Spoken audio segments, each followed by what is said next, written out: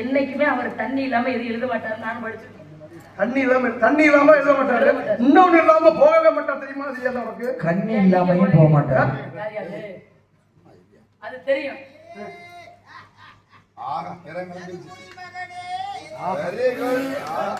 இடியாப்பம் உனக்கு கண்ணதாசன் சொன்னாரு, கருணை இருந்தால் வள்ளலாகலாம், கடமை இருந்தால் வீரனாகலாம், வீரன் இருந்தால் வேடனாகலாம்.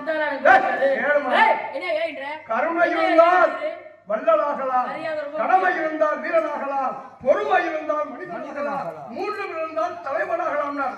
நான் சொன்ன முன்னாடி சொன்ன அழகிய கனவு ஒன்று வேண்டும். அதை அடைவதற்கு கடும் முயற்சி வேண்டும். அவமானம் ஆக்காத குணம் வேண்டும். தூக்கம் தவிர்க்க பழக வேண்டும். ஏமாற்றங்களை விளங்க வேண்டும். உள்ளத்தில் ஒரு வெறி வேகாத பொய்யாக வீசிக்கொண்டிருக்க வேண்டும். உழைப்பில் உண்மை வேண்டும். அனைத்துக்கும் மேலாக பொறுமை வேண்டும். அந்த 9 வகை குணமும் இந்த 3 வகை குணமும் இந்த 12 குணமும் இருந்தால் ஒரு மனிதனிடத்திலே பிரதமராகவே ஆகும். அந்த பொறுமை தான் முக்கியம். நீங்க என்ன அது மாதிரி நான் தேடி வந்திருக்க